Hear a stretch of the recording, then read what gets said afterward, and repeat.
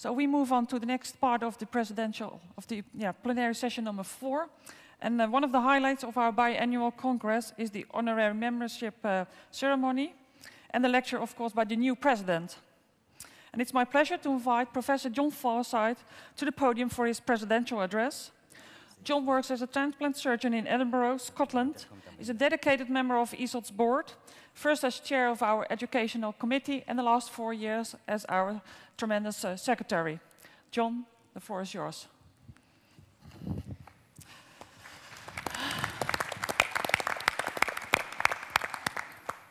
Carla, thank you very much indeed. Thank you for that kind introduction. It is a huge privilege and a pleasure to stand before you as president of this society. It is a privilege because it is a society that has a very proud history over many years.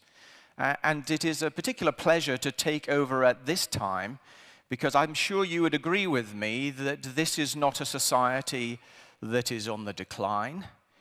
It is not a society that is standing still. It is a society that is heading upwards. It is improving in so many different aspects, and it is therefore very easy for me to take over as president at this time. I would like, if I may, to divide a short address, happily not a long address, but a short address into 3 parts. And I'm going to make it slightly different to other presidential addresses that I've seen, but then I guess, having seen the rest of this meeting, you would probably expect that. So first, I want to say some thanks. I would like to say thank you to a number of the previous presidents of the Society. First of all, to Carla for the last couple of years, where we have been able to collaborate so well. To Rutger Plug, who is now moving on from being past president. And Rutger has been very supportive of so much in ESOT, and I thank him also for his personal support in everything that I have tried to do in the various positions that I have held. And also to Jan Leroux, who we'll hear from more in the future, who first talked to me about being involved in ESOT. So particularly to those 3. Also to Annalisa Ponkia and the team in the office, who are so superb at keeping this society moving forward. It's a fantastic team led by Annalisa, and I am very grateful to her for all of her support in the last few years and look forward to the next few. Finally, to the council members, past, present, and future. They've been fantastic colleagues, and I really do look forward to the next couple of years working together. So that's the first bit. The second bit is looking at whether ESOT now and into the future. And for me, there are a couple of important aspects. The first is to increase the modernization that has happened in ESOT in the last few years. I'm sure if you had been in ESOT maybe 5, maybe 10 years ago and come to a meeting or come to any section of the meeting and then looked at it now, it's almost unrecognizable. Also behind the scenes, the office, the financial backing, the governance issues are so much more professional and positive than they have ever been. And we need to keep that moving forward. We need to increase the democratization of the society. As a secretary, I have tried to make sure that if any member wants to become a council member or an executive member, we try to encourage that, and we try to make sure that that's done by an open, transparent process involving online voting. I think you would agree with me that this Congress has been absolutely fantastic. It is undoubtedly using many techniques which really, as we heard last night from some of the organizing committee, we were all quite, I hope that's going to work. And actually, largely, it has worked. But we mustn't stand still. I know already people in Brussels, Annalisa and her team, the new SPC who have already met talking about 2 years' time, already thinking about new ideas to take the Congress forward.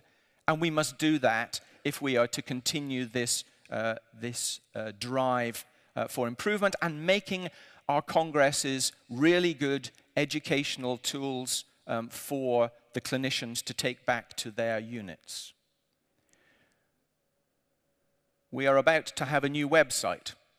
And you'll say, oh, for goodness sake, everybody has a website, everybody's modernizing their website, so what's a big deal about that? I'd say to you that this is going to be different. We're already talking with our National Society presidents. 22 attended a meeting while we were here, and talking about how we use that website better. I would encourage you to look at that website in the next little while, because I think you will see towards the end of the year, as it begins to come on stream, it really will be a way in which we can take the sort of things that we've been doing at the Congress here and take them to the next level, but all of the time, not just at the Congress. In addition, we will be using the educational side of that, the website, and I'll come back to that in just a moment. One of the questions that we had when we met with the presidents of the national societies was, what can ESOT do that as a national society you cannot do?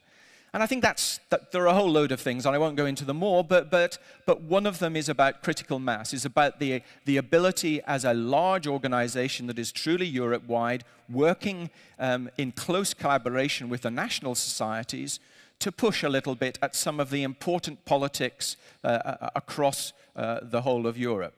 Donation issues, issues that have been recurrent at this meeting, issues about trying to make sure that there is a chance for new drugs to come to the transplant community.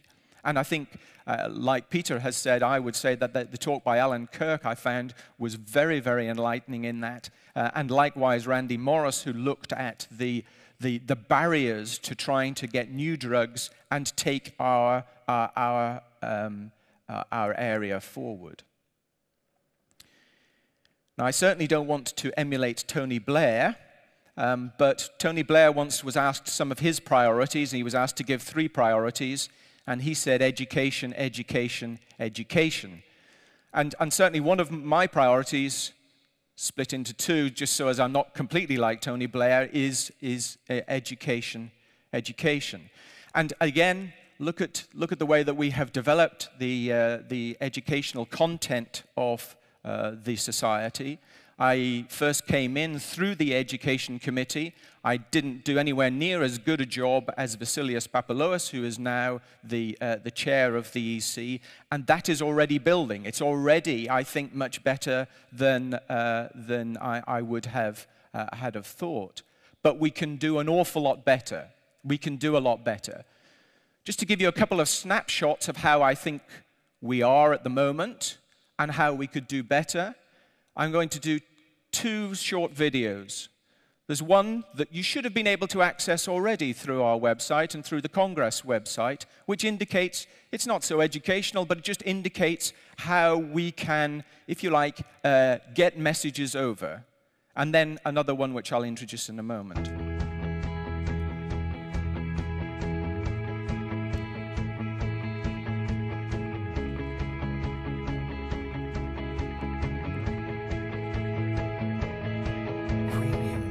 Hello everybody, my name is Stefan Schneeberger. I'm the co-chair of the Scientific Program Committee for the ESOT 2013 conference.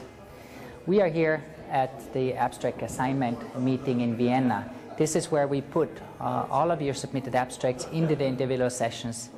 And in addition to respecting the scores that we have received from the reviewers, we try to make sure that within each of the session we have some consistency with respect to the topic. So the final bit of my talk is a little bit more personal. It's a little bit about how each individual got involved in the area of transplantation at all. So if I had a one-to-one conversation with you, and I was able to ask you, what got you into transplant surgery? What got you to be a transplant physician or coordinator, etc.? I suspect that you wouldn't tell me serendipity. You wouldn't tell me that it is to do with a particular set of circumstances. You would say it's an individual. It's one person. And so I thought just in the last few minutes, I will just look at what that person might be, and I guess how we can develop that further. For me, the person was this man, be recognized by a few people. This is Ross Taylor, who was a consultant transplant surgeon in Newcastle upon Tyne. And as a very junior doctor, I came across Ross, and he encouraged me into the area of transplantation surgery. I guess for each of you, there is an individual who matches this.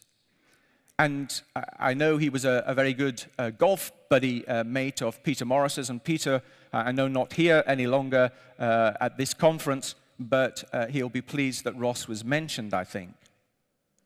And I was trying to think of what were the things that were passed on that encouraged us into transplantation generally. And I thought I'd just briefly go through those. First, of course, it's fine building up an academic profile, but first, for us as surgeons, you have to be a good surgeon. But also, I think in transplantation in particular, you have to be a holistic doctor. So not just a surgeon, but able to do most of the things a physician can, but operating as well. We are very privileged. We're privileged not just to come to wonderful places like Vienna and have wonderful conferences, but we work in a superb environment. You'll say, oh, this is a nice picture. Transplant surgeons always show these nice pictures and it makes us feel better.